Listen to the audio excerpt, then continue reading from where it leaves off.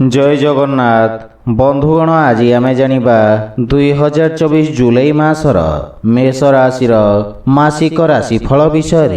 एही मासिक राशिफल ग्रहंक स्थिति और चलन को नहीं आधारित एवं ग्रहंक स्थिति और चलन आम जीवन में बहुत प्रभाव पकई थाए, जहा फल आम जीवन में केबे सुख आसी थाए तो केबे दुख आसी थाए। सेथिपाई ग्रहंक स्थिति और चलन को नहीं आमे पारिवारिक जीवन, वैवाहिक जीवन, आर्थिक स्थिति, शिक्षा, व्यवसाय एवं स्वास्थ्य विषय संपूर्ण विश्लेषण करी कहिबो। सेथिपाई वीडियो को शेष पर्यंत देखंतु और जो माने आम चैनल को नुआ करी आछंती तळे थिबा लाल रंगर सब्सक्राइब बटन को दबाई आम चैनल को सब्सक्राइब करंतु और पाखरे थिबा घंटी बटन को दबाई ऑल रे सिलेक्ट करंतु, काहेकि ना आमे अपलोड करिथिबा प्रत्येक वीडियो नोटिफिकेशन आपण सर्वप्रथमे पाई परिबे। बंधुगण मेष राशि व्यक्तिंक पई 2024 जुलाई मासटी मध्यम धरणर परिणाम प्रदान करिब।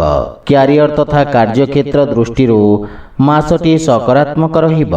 दशम भावर स्वामी शनि एकादश भावरी स्वग्रही होई विराजित अछंती, जहा फल कार्यक्षेत्र रे आपणक कार्यचाप वृद्धि पाइब।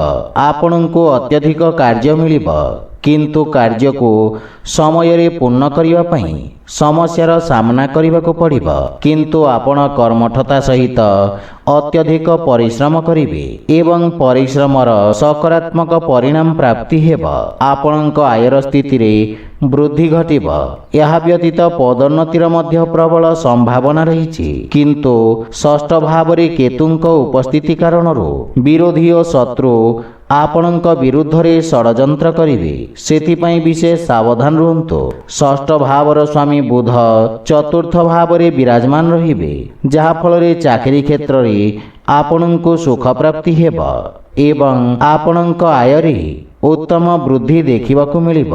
19 जुलाई को बुध पंचम भाव रे प्रवेश करिवे, जहा फल रे चाकरी क्षेत्र रे परिवर्तनर जोग रही। व्यवसाय क्षेत्र जड़ित व्यक्ति को व्यवसाय रे उत्तम परिणाम प्राप्ति हेब। एकादश भाव रे शनि, द्वितीय भाव रे बृहस्पति और सप्तम भावर स्वामी शुक्र तृतीय भाव रे विराजित थिबारु आपणक व्यवसाय रे उत्तम वृद्धिर संकेत रही। सेहीपरि आर्थिक स्थिति दृष्टि मासटी उच्च नीचर स्थिति रहिब।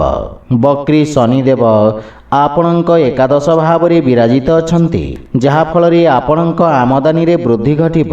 आपणक आमदानी दिन प्रतिदिन वृद्धि हेबाकू लागिब एवं निरंतर धनर प्रवाह लागी रहिब। देवगुरु बृहस्पति पूरा मास आपणक द्वितीय भाव रे विराजित रहिबे, जहा फल रे आपणक संचित धन रे वृद्धि घटिब। आपण धन संचय करिबारे सफल रहिबे, किंतु राहु आपणक द्वादश भाव रे विराजित रहिबे, जहाँकि आपणक अनावश्यक खर्च रे वृद्धि करिब, जहा फल रे आपणक आर्थिक स्थिति सामान्य दुर्बल रहिब। सेथिपाई अनावश्यक खर्च रे नियंत्रण बजाय रखंतु। प्रेम और वैवाहिक जीवन दृष्टि शनिदेव वक्री स्थिति रे आपणक पंचम भाव रे दृष्टि रखिबे, जहा फल रे आपणक प्रेम जीवन रे नाना प्रकार संघर्षपूर्ण स्थितिर सामना करिबाकू पड़िब।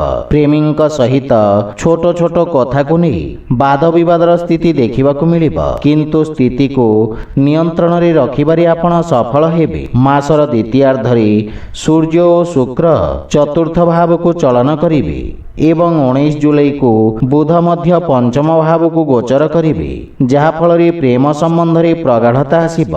सेहीपरि विवाहित व्यक्ति मानक पई मासर प्रारंभ समय सामान्य दुर्बल रहिब, काहेकि ना आपणक राशि रे विराजित मंगल सप्तम भाव को पूर्ण दृष्टि रखिबे, जहा फल रे जीवन साथी सहित सामंजस्यर अभाव देखिबाकू मिलिब। मासर द्वितीयार्ध रे मंगल महाराज आपणक द्वितीय भाव को गोचर करिवे, जहा फल रे वैवाहिक दाम्पत्य जीवन सुखमय हेब, किंतु जीवन साथी स्वास्थ्य संबंधित समस्यार विशेष ध्यान रखिबाकू पड़िब।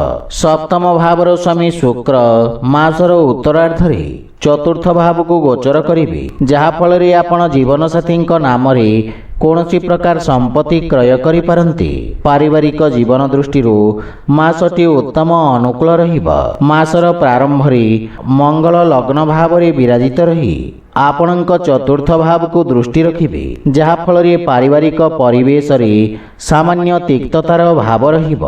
12 ଜୁଲାଇକୁ ମଙ୍ଗଳ ବୃଷ ରାଶିକୁ ଗୋଚର କରିବେ। ସେଥିପାଇଁ ଅଯଥା ପାରିବାରିକ ବାଦ ବିବାଦରୁ ଆପଣ ଦୂରେଇ ରୁହନ୍ତୁ ଏବଂ ବାଣୀରେ ନିୟନ୍ତ୍ରଣ ବଜାୟ ରଖନ୍ତୁ। ସେହିପରି ସ୍ୱାସ୍ଥ୍ୟ ଦୃଷ୍ଟିରୁ ମାସଟି ଉଚ୍ଚ ନିଚର ସ୍ଥିତି ରହିବ। ବିଶେଷ କରି ରକ୍ତଚାପ ଏବଂ ଉଦର ସମ୍ବନ୍ଧିତ ସମସ୍ୟା ଆପଣଙ୍କୁ ହଇରାଣ କରିବ। ସେଥିପାଇଁ ସ୍ୱାସ୍ଥ୍ୟାବସ୍ଥାର ବିଷୟ ଧ୍ୟାନ ରଖନ୍ତୁ। ଆପଣଙ୍କ ପାଇଁ ପ୍ରତିକାର ହେଲା, ଆପଣ ପ୍ରତ୍ୟେକ ମଙ୍ଗଳବାର ଦିନ ଭଗବାନ ହନୁମାନଙ୍କ ପୂଜାର୍ଚ୍ଚନା କରି ହନୁମାନଙ୍କ ବୀଜ ମନ୍ତ୍ର ଓଂ ହଂ ହନୁମତେ ନମଃ ମନ୍ତ୍ରର ଜପ କରନ୍ତୁ, ଶୁଭ ଫଳ ପାଇବେ। ତ ବନ୍ଧୁଗଣ, ଏହା ଥିଲା 2024 ଜୁଲାଇ ମାସର ମେଷ ରାଶିର ମାସିକ ରାଶିଫଳ ବିଷୟରେ। ଯଦି ଭିଡ଼ିଓଟି ଆପଣମାନଙ୍କୁ ଭଲ ଲାଗିଥାଏ, ଲାଇକ୍, ସେୟାର ଓ କମେଣ୍ଟ କରି ଜଣାନ୍ତୁ ଏବଂ ଆମ ଚ୍ୟାନେଲକୁ ସବସ୍କ୍ରାଇବ୍ କରନ୍ତୁ। ଜୟ ଜଗନ୍ନାଥ।